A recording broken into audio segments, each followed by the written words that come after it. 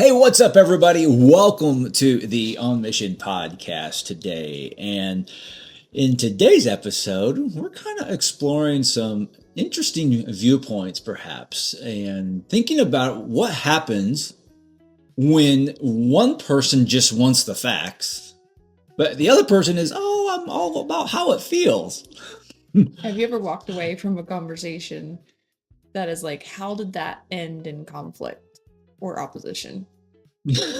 Shaking your head, huh? SMH, like, oh my goodness. And think about right now in our world, like, there's all these protests that are happening. What's the big issue? Like, why can't they just come together and agree? Why can't they find some common ground? And why do people cut each other off that have different political views? Yeah. Or there's certain views that people have and they literally can't be your friend because they don't agree. Like, what is going on? Yeah. Or the times like when we're like in the kitchen and we're like going back and forth, and then we get to the bottom of it, and in the end, we're arguing about the same thing.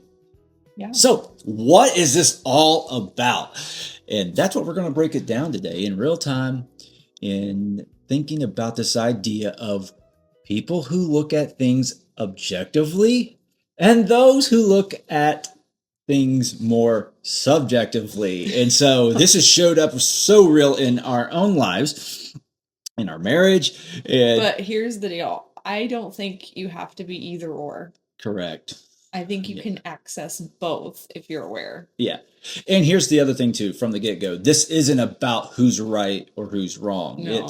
It's about, I think, for in the marriage perspective, it's about couples that it's easy to talk past them and when they actually do love each other, but they're just not on the same page. So it's not like we're trying to always seeking understanding when we look at this. And that's what's been the biggest, I think, clarity moment for you and I, of like, we'll laugh some days. I'll be like, that's so subjective or objective.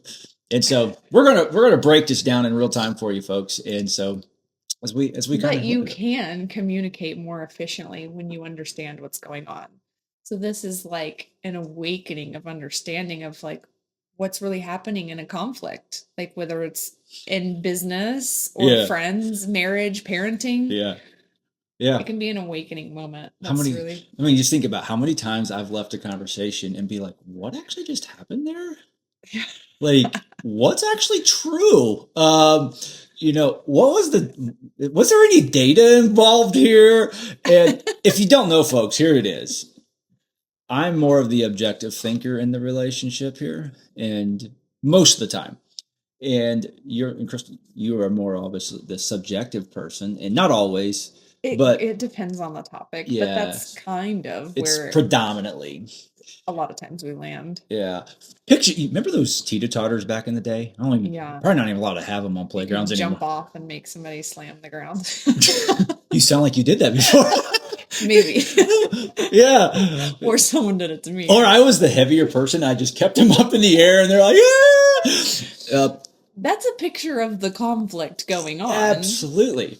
And so one side's objective, the other side's subjective. And the goal, man, and how boring it was, though, is not to knock someone off. Yeah, but the goal is to have that balance there. And so, the subjective thinker is probably going to leave it and be like, okay, that conversation, and be like, hey, how did that actually land? Not land on the teeter-totter, but how did they feel? Mm-hmm. Objective is going to think of it differently. So, yeah, let's dive into this. And probably the biggest thing, we probably just need to lay the foundation. Okay, what do you mean? What does it mean to you if me being more of the objective person? So what does that mean to you? Like, well, do you want like a textbook definition or my definition? Because I have more of a textbook definition that might be helpful to people. All right, give us the textbook and we'll see if they're right.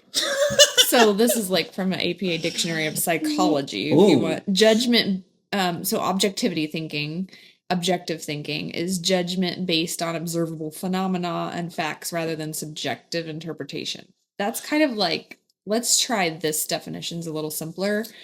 Objective thinking is reasoning based on observable facts, evidence, and reality independent of personal feelings or opinions. Okay, yeah. So Yeah. All right. What about subjective then? So your feelings don't create truth in the objective lane. Okay. You agree with that? As in me being more objective, I mean, yeah, I think I can align with that. In So then the subjective thinking is reasoning based on personal feelings, internal experiences, perceptions, beliefs, or interpretations. The experience is real to you, but it is not automatically reality itself. yeah, is it safe to say that maybe more subjective thinking is it's more a lot more emotional? Objective is not is I'll say less emotion. It can be. It can be the extreme side of objective can be very cold and just like these are the facts, get over it. That's like the extreme, right? Yes, Yeah. that's like Okay. extreme. Uh-huh. Like very like this is what it says, we're doing it no matter what. I don't care how you feel about it. This is what's happening. Yeah. So when you think about like the conflicts in our culture today, we got protest happening in the country. Yeah. So is that subjective, objective? Like where how do you see that playing out? Like Well, a lot of it I see as subjective because everybody has their reality. Like what we're shown on the news is a reality, but is that actually the reality if your boots are on the ground, experiencing actually what's happening? So we're told a certain reality, other people believe a certain reality, but what is back to the objective thinking? What are actual facts and what is happening, not the story we're being told? So I think there's misalignment there. And so people are constantly arguing based on what they think the reality is. so what I'm hearing then is then potentially that news outlets are just subjective organizations. Maybe that might be triggering to some people, but I would say that that could be possible. Because It's secondhand information. We're not there. yeah, exactly. And sometimes they give us facts. So potentially. So when you think about it in our world though, is what do you think is fostered more, subjective or objective thinking? I think a lot of people have a spin. They're the reality and they want you to agree with that reality. So I would say if potentially if we had more objective thinkers, we might have less conflict. That's my perception of it. So that's Because your POV. That's your if you're constantly arguing on emotion, how are you getting anywhere? can't just ask marriage conflicts, right? Like That's why maybe marriages blow up. Like, because you do this all the time. Oh, where's the data for that? Like, that's your emotion saying this happens all the time. But if you don't have data, we don't actually know if that's really happening all the time. and that's where I think there's needs to be a healthy balance then is what I'm hearing then is that Mm-hmm. because you can't have data for everything. It's like, okay, Cold hard truth. 75% of the time you have disagreed with me in this argument. Like are you really going to pull that out of it in a marriage argument? No. But yet it's coming to common ground, I think, is very key in all of that. But I don't know. I just think it seems like in a lot of our culture that objective thinkers are very probably misunderstood. Now that sounds like a very subjective statement from Yeah. coming from me. I think they're but- probably less emotionally reactive, typically. They're going for truth, verification, evidence over what feels comfortable to believe. as a standard, you're saying not Yes. not maybe true about every objective. Focused on what is rather than how it feels. Yeah. So I think there's some powerful things about objective thinking we all need to tap into. Even if we're not naturally that, I think we can learn to be on that side of the teeter-totter more. Yeah. Well, and I think it comes to having the balance like we talked about. So, whether it's in marriage, it's in any type of relationships, friendships, having that subjective thinking around you though can help balance you out. Maybe even give you a little more heart, make you more empathetic. And because there comes a point, I know in different times when I was different teams I've worked with, it's like as an objective thinker, it's like, okay, yeah, I can stay here, and you're firing that person. How could you do that? That is so. It's like because of this behavior. Now, on the flip side of that, it's like, okay, do I feel for you and I want to help you, even though Hmm. that you've had to let that person go? Hmm. There can still be an empathetic side. Yeah, you have empathy, but their behavior is not aligning up with Mm. the standard. So you do have to make a choice there. Am I going to base it off of emotion or like what's happening? Yeah. So let's talk about some real life examples, that okay, how does this really show up in life? So obviously we have kids. What part of life? When Parenting, parenting, yeah. leadership. That's where I was going, like, so you have a conflict with your kid. Does the subjective objective thing show up for you? Yeah. I'm trying to think of an example. You probably have an example. Well, like, since I asked the question, no, I think, Like short-term behavior modification rather than long-term, like what's the long-term vision of what we're trying to go for with parenting rather than like I just want this to stop now. And yeah. is Well, that why do you want it to stop? I'm talking, like, for me, I can find it to where that's where I can go very subjective, even in my parenting. We're all moment here, folks, for you. But just like, I want my kids to change their behavior because it's annoying me. Mhm. It's bothering me. And I think my view of like the subjective thinking is then it becomes all about me then, Mhm. and the objective makes it less about me and more about the the You're principle. evaluating the patterns that's going Yeah, on. and so I think for Yes, you're me, upset, but the rule still stands. right.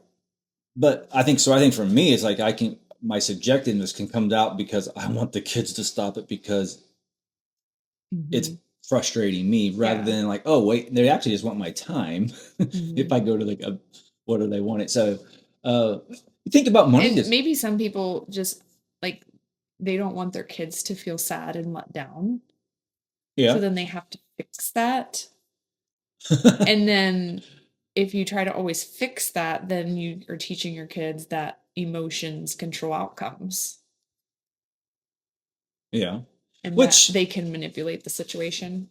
which it doesn't can't emotion actually change the outcome? I mean, think about that. Like, you know, or emotion does play a part, I think, in Hmm. affecting behavior, right? Not saying it's good or bad, but I'm just saying, like, take a sports game for instance. Very a lot of emotions going in there. Obviously that can affect the opposition, the opposing team. If the home team, if the home crowd is all emotional, Hmm. or I don't know. And I think people can tap into that emotional side of things, makes it very subjective then to manipulate behavior. And Hmm. So, do you think a clear analysis of this when it comes to parenting, objective parenting might be where you set clear expectations and consequences, whereas subjective parenting is responding primarily to emotion or in the moment behavior? yeah, and I think you made a very interesting thing there. That, and let me ask you this: so subjective thinking is more of a in the moment, short term view, and objective is more of the long term, seeing the bigger picture. Would you agree with that? I think it can be because Yeah. emotional responses are very in the moment. Emotions are high, you're responding, Yeah. Yeah. you're reacting. Yeah. So maybe is subjective reactive and objective more responsive? Responsive. I don't know, but it seems like that might be Well, I think that's have some probably truth. yeah. I think there's a lot of truth in that, even for our journey as well. Hmm. And I think in that segues into any type of leadership too. Hmm. It's easy to make uh, short term decisions, which are probably more subjective thinking, Hmm. and those things, if can have obviously long term consequences. And so, if you're being more objective in your planning and Hmm. decision making, then you're seeing like today's decision is going to have repercussions 3 6 months down the Hmm. road. And very important, I think, to see that. And then people that are more in that subjective, it's like they make these decisions today, Hmm. and then oh, I'm going to go out and buy a brand new car today. And 3 months down the road, they don't Hmm. have a job. Like, okay, was that really a smart decision? That was a very subjective, maybe, decision. So No, emotional decisions don't always age well. yeah, I think that's safe to say. Yeah. Yeah, In leadership, marriage, every, parenting, in yeah, life. yeah. I mean, not maybe not as like a standing rule, but probably tend to be that way. So, Mhm. but all right. So we've talked a lot about parenting leadership, but what's some other examples? Even maybe tones of comment. Is there, I know sometimes I've probably come across very, for lack of a better way of saying it, harsh. And it'd be like, but yet it's just me being completely objective, right? And you're like more subjective, like, Maybe farther on that teeter totter. yeah, I probably was, down closer to the ground on that. But still, like, So, like in relationships, how does this show up? oh. Like, what's an example? Like, if you loved me, you wouldn't have done that. Where are the facts? That's the objective thinker. Where are the facts? I need evidence. Yeah. Oh, yeah. That can really cause some conflict.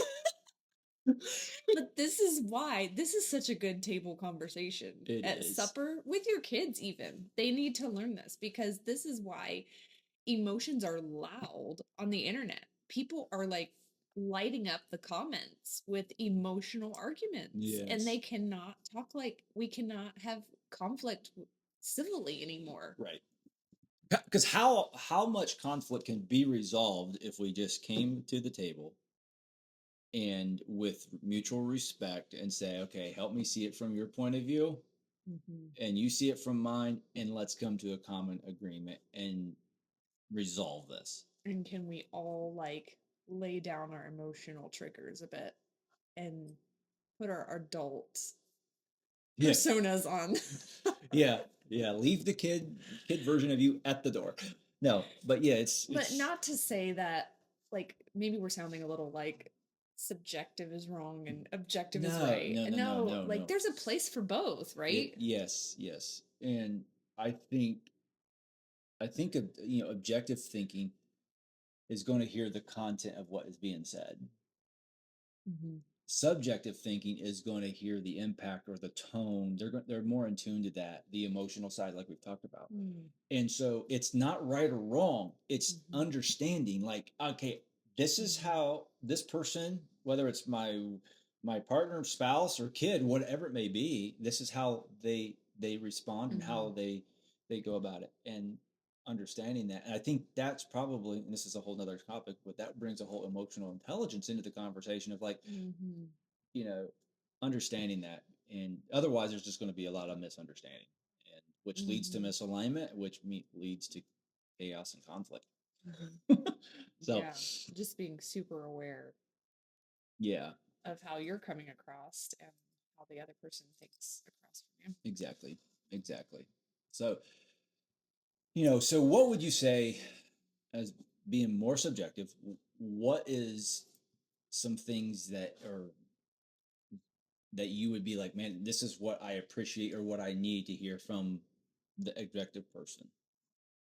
Or does that make sense? you. Oh, like if you're more on the subjective side, like what do we need from an objective person? No, what do you need to hear from me? Being a subjective person, so like if we're having a situation, what is something that says, okay, he's not attacking me, he's trying to understand me. Yeah, I think I just need to know that my feelings are okay. Mm. Like it's okay that I feel angry about something, or I'm not stupid for feeling this way, or thinking that way, or having these emotions. Right, right. And I think a lot of people need emotionally validated. Like Mm. it's okay to be sad about this, or Mm. angry, or frustrated.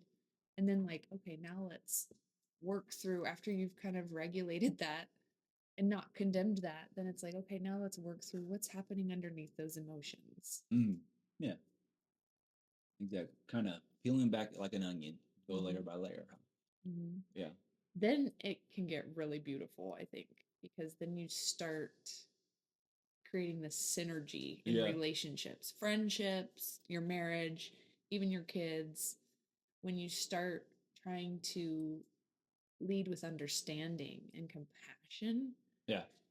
like, ooh, there's something Yeah. powerful in that. And I think that's why, like, divisiveness is so destructive Mm, because it tears down the beauty of what can be if yeah. we learn this. Yeah. So would you say being objective can bring more stability and subjective brings more connection? Yeah, that's pretty good. Thank you. Yeah. I don't have any data for it. Where's the evidence? Yeah. And the thing about it is, if that's the case, then in reality, healthy relationships, teams, and across the board needs both of that. You need stability, but you need connection. Oh, And, yeah. and that's where synergy takes place. And I think for some of us that are in tune more with the feeling side, that data and evidence can feel a little cold. And so, but we have to not just completely ignore Hmm. that Hmm. either, because it's like that can really help Yeah. not to just walk in assumption and all of that. Right. Right. Right. Well, good stuff. Well, so we'll wrap this up here then today, folks. I guess we can just leave you with a question and for you to ponder when this idea of subjective and objective. And maybe you've thought of this before, maybe not. Hopefully, it's been beneficial. No, this has been very beneficial for us to kind of get more clarity as we've discussed this. Mhm. But the question is what are you asking for when you face conflict? Are you asking, are you needing stability or are you needing more connection? And that could be a clarifying question. And based off of the conversation that you are in and dealing with in that conflict, okay, what do I need here? And just how can we face conflict with more understanding mm, instead of reaction? yeah, Getting off the cycle of reaction. yeah, I think our world would be a calmer place. yeah. That's good. So, well, thanks for joining us today on the On Mission podcast, and we'll see you next time.